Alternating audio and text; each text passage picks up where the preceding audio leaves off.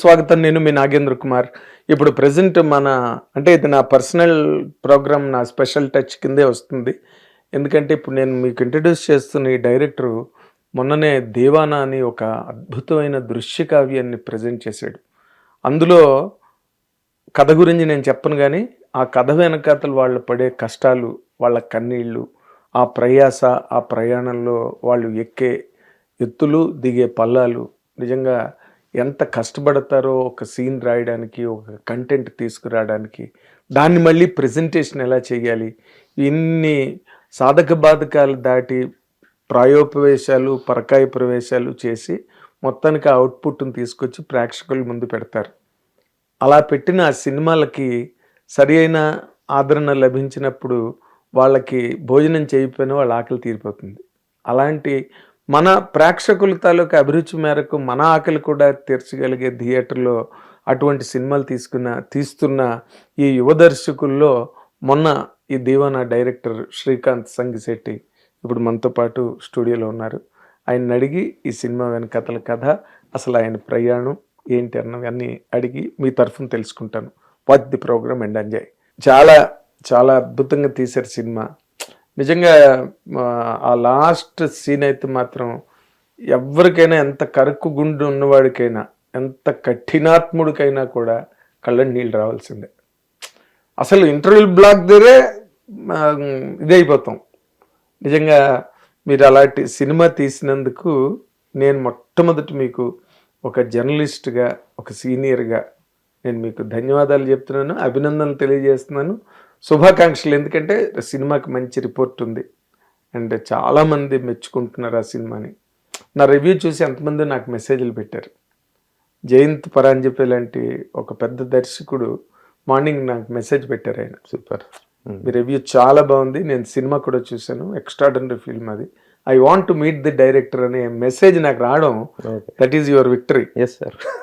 ఒక senior director, Preminchukundam Raa లాంటి cinema తీసిన డైరెక్టర్, బావగారు బాగున్నారా లాంటి సినిమా తీసిన డైరెక్టర్ మీ సినిమాని మెచ్చుకున్నాడు, మూవ్ అయ్యాడంటే మాటలు కాదు. అసలు మీరు ఈ కథని ఎంచుకోవడంలో మీకు ఏదైనా ఇన్స్పిరేషన్ ఉన్నదండి? అంటే ఎక్కడైనా చూసినవి, జీవితంలో ఎక్కడైనా మీకు ఎదురైన అనుభవాలు, వాటిలోంచి వచ్చిన కదా, కేవలం ఊహాజనితంగా రాసిన కథేనా ఇది? ఇది ఎలా పుట్టింది ప్రతి ఇంటర్వ్యూలో చెప్తున్నాను సార్. మళ్ళీ చెప్పనా? చెప్పాలి. జెమినీ టీవీలో ఇంకా చదువు అయిపోయి, ఎంబీఏ అయిపోయి, ఇంకా సినిమా అన్న టైంలో ఖాళీ, సినిమా అనేది దొరుకుతలేదు, చదువేమో అయిపోయింది, జాబ్ ఏమో చేయలేను, ఇంట్లో ఖాళీగా కూర్చున్నాను. ఎంత ఘోరమైన ఫేస్ అంటే అది. ఎందుకు చేయలేరు జాబు? నేను జాబ్ చేయలేను. ఎందుకు? కానీ చేసినాను. అంటే సినిమా మీద వ్యామోహం, సినిమా మీడియా నాకు రాదు. నాకు 10 మందితో కూర్చొని పని చేయడము అది రాదు. ఆ సబ్జెక్ట్ మ్యాటరే నాది కాదు. ఏదైనా సినిమా తప్ప ఏదైనా it's not my cup of tea. Oh, cinema so addicted. అది దానికోసమే పుట్టించిండు నన్ను దేవుడు అని నాకు రియలైజేషన్ వచ్చినాక.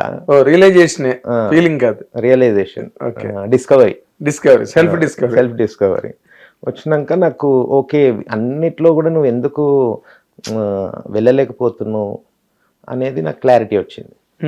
సో అందరికి రాదు కదా సార్ ఆ పాయింట్ ఇన్ లైఫ్, రాదు. వాట్ యూఆర్ మేడ్ ఫర్ అనేది లైఫ్ అయిపోయే వరకు కూడా తెలియదు చాలా మందికి. నాకు తెలిసింది, కానీ తెలిసినాక చాలా టైం వెళ్ళిపోయింది. ఇప్పుడైనా వచ్చింది కాబట్టి హ్యాపీ. గుడ్. అయితే ఆ టైంలో ఖాళీగా ఉన్నప్పుడు, ఖాళీగా ఉండడము మనిషి అనేది, ఇంకా అది కూడా చదువు అయిపోయి, సేమ్ మన మున్నా లెక్క అంత హ్యాపీగా ఉండలేము. ఎందుకు అంటే ఆ టైంలో ఫ్రెండ్స్ అందరు జాబ్స్కి, యూఎస్కి వెళ్ళిపోయి ఉంటారు, నువ్వు ఒక్కడవే మిగిలిపోయి ఉంటావు. అన్నయ్య జాబ్ చేస్తుంటే, నాన్న జాబ్, ఆయన బిజినెస్లో కష్టపడుతుంటే, అందరూ ఇంత చేస్తుంటే నువ్వేమో తిని కూర్చుంటున్నావు. అలాంటి స్టేజ్లో కూడా ఉండొద్దు మనిషి. మగోడు అంటే బయట వెళ్ళి పని చేయాలి అనేది ఒక కన్వెన్షనల్ థాట్ ఉంది కదా. మరి కన్వెన్షనల్ థాట్ ఏంటి? అంతే కదా, లేడీసే ఇప్పుడు ఈవెన్ గర్భవతులు నెలల నిండే కూడా సెలవులు దొరక్క ఆఫీసులో ఉద్యోగాలు చేస్తున్నాడని నాకు తెలుసు. అదే సార్, ఇప్పుడు అదే మనకు మగాడు అన్నవాడు కష్టపడిపోతే ఎట్లా? అదే సార్, ఇప్పుడు కీ అండ్ కా అని సినిమా వచ్చింది. ఉమ్, అందులో మగోడు వంట చేస్తుంటాడు. ఉమ్. ఇప్పుడు వీడు ఇదే చేయాలి, అమ్మాయి అదే చేయాలి అనేది పోయింది కదా సార్. ఎప్పుడో పోయింది.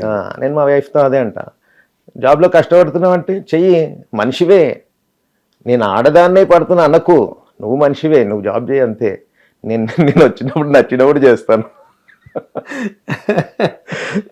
సో కాదు, మీకు ఎలా మ్యారేజ్? నాకు డౌట్ ఏంటంటే పెద్ద పెద్ద ఉద్యోగాలు చేస్తున్న వాళ్ళు ఏడాదికి 50 లక్షలు 60 లక్షలు ప్యాకేజీలు ఉన్న వాళ్ళకి చాలా మంది మగపిల్లలకి పెళ్లి అవ్వట్లేదు.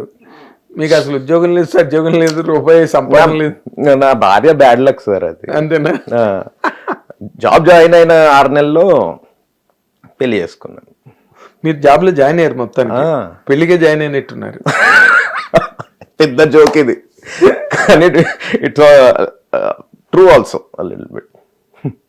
అదే ఇప్పుడు మీరు ఉద్యోగమే చేయలేను అసలు అని చెప్పి డిస్కనెక్ట్ అయిపోయిన మనిషి ఉద్యోగంలో ఎందుకు జాయిన్ అయ్యారంటే ఈ వివాహం అక్కడ రాసి పెట్టింది కాబట్టి. అంతే. అంతేనా? అక్కడ నుండే కనెక్షన్ కూడా దొరికింది. అదే. కానీ ఉద్యోగం మానేసిన తర్వాత ఆవిడ ఏం అనలేదా మిమ్మల్ని? ఏమన్నారు సార్, కానీ ఆ టైం గడిచిపోతుంటే తట్టుకోలేరు. కరెక్ట్. భరించలేరు, తట్టుకోలేరు. అది గొడవలు అవుతుంటాయి, మనము నార్మల్గా బిహేవ్ చేయలేము, ఎక్స్ట్రీమ్ ఫీలింగ్స్ వస్తుంటాయి, కోపాలు ఎక్కువ వస్తుంటాయి, ఫ్రస్ట్రేషన్స్ ఆ ఫ్రస్ట్రేషన్స్ అన్నీ ఆమెకి ఇచ్చిన నేను. అంతే. ఏంది లైఫ్ అంతా పోతుంటే ఇంకా నువ్వేం చేస్తావు? 25 years old చేస్తున్నారు సినిమాలు, నువ్వు చేయలేదంటే నీకు రాసి లేదు. ఎవరైనా కూడా ఇంత టైం అయిపోయిందంటే అది రాసి పెట్టలేదు. మా అమ్మ ఇప్పుడు చెప్తుంది, ఆర్వీఎస్ ఇంటర్వ్యూ టీవీలో చూస్తున్నది ఆర్వీఎస్ది, నేను నీకు చెప్పలేదురా, ఇన్నేళ్ళు ఎంతోమంది జ్యోతిష్యులు సినిమా రాసలేదు అని అన్నారు అంటే, ఒక్క సినిమా చేసినా కూడా రాసినట్టే, ఎన్ని చేస్తానో తెలియదు. అసలు మీరు కెమెరా వైపు అటు ఆ యోగమే లేనప్పుడు మీరు డైరెక్టర్ అవుతారు. సో మీరు జాతకాలు కూడా చూపించుకున్నారు. అమ్మ నాకు చెప్పదు, నాకు చెప్తే వాడు లేదు అని అన్నప్పుడు ఆ సీడ్ నాలో కూర్చుంటుంది, అది నమ్మినా నమ్మకున్నా. Correct. Again it is discouraging for me. Already నేను ఎదురీదుతున్నా, ఇంకా అవెందుకు నాకు ఓవర్లోడ్. అరుస్తావు అని చెప్పలేదు, నాలోను నేను పెట్టుకున్నా.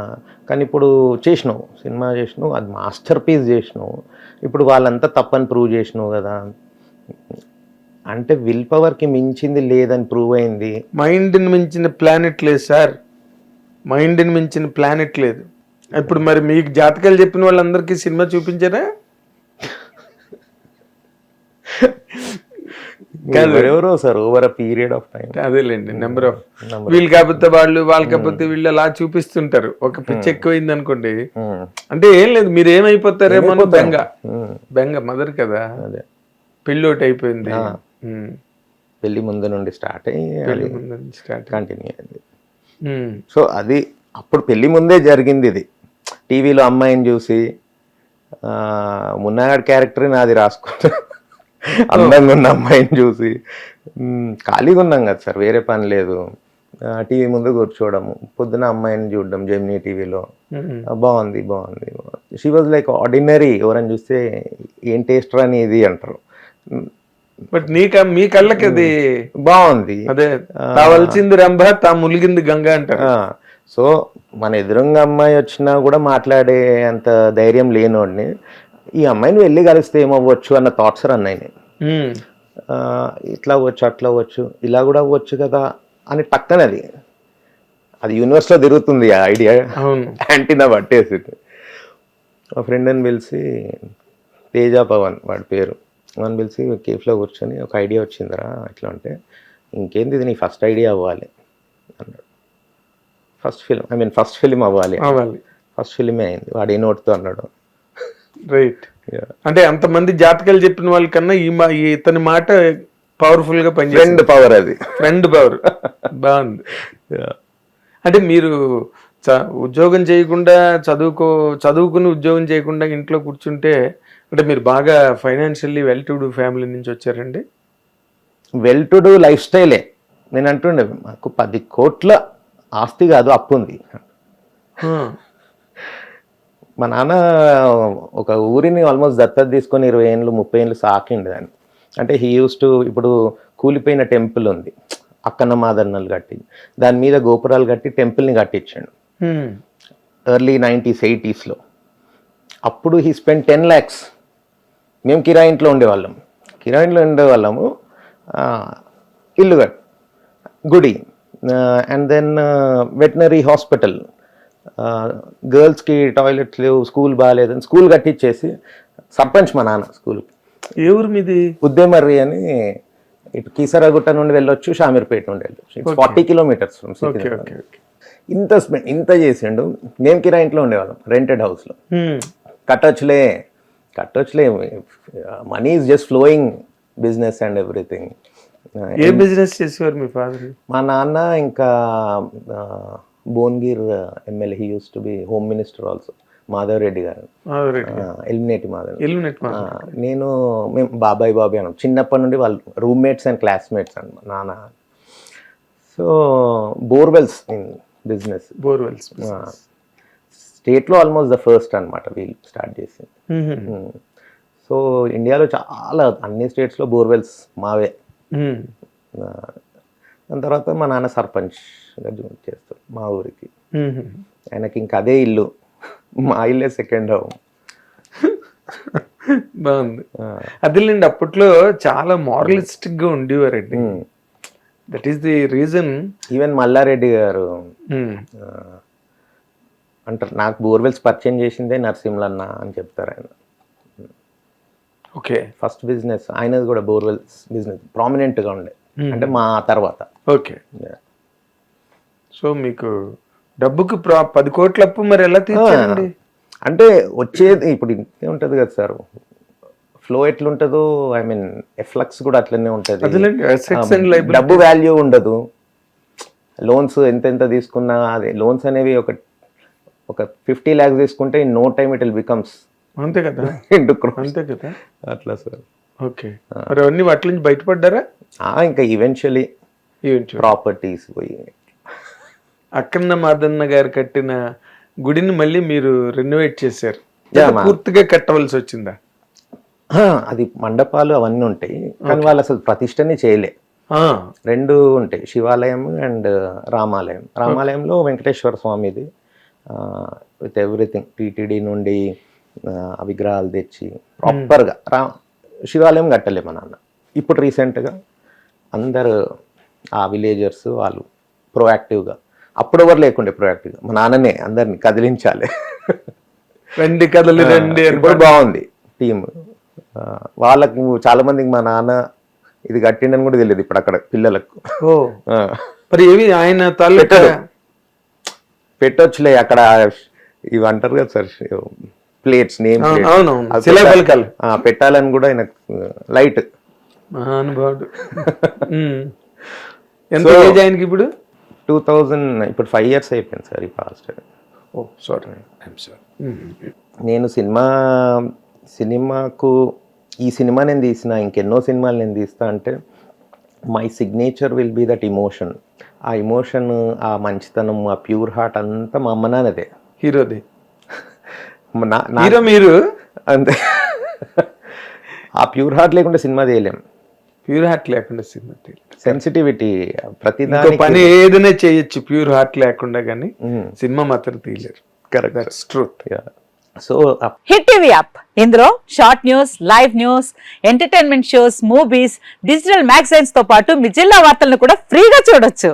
ఇంకెందుకు ఆలస్యం, వెంటనే హిట్ టీవీ యాప్ ని డౌన్లోడ్ చేసుకుని ఫ్రీగా ఎంటర్టైన్మెంట్ పొందండి. Hit TV app, hit TV app, please download hit TV app. Hit TV app ని ఫ్రీగా డౌన్లోడ్ చేసుకుని ఎంజాయ్ చేయండి. మీకు నచ్చిన ఎంటర్టైన్మెంట్ కోసం హిట్ టీవీ యాప్ ని ఫ్రీగా డౌన్లోడ్ చేసుకుని ఎంజాయ్ చేయండి. హిట్ టీవీ యాప్ ని డౌన్లోడ్ చేసుకుని ఆస్వాదించండి, ఆశీర్వదించండి. ఇంతమంది సెలబ్రిటీలు హిట్ టీవీ యాప్ ని డౌన్లోడ్ చేసుకోండి అని చెప్తున్నారంటే ఎంత మంచి యాప్ ఆలోచించండి. అమెరికా అమెరికాలో చదవాలనుకునే వాళ్ళకి విశ్వసనీయమైన పేరు మన శౌర్య కన్సల్టెన్సీ. UK లో 1 year masters, UK లో 1 year masters, 2 years work permit up to 5 years visa.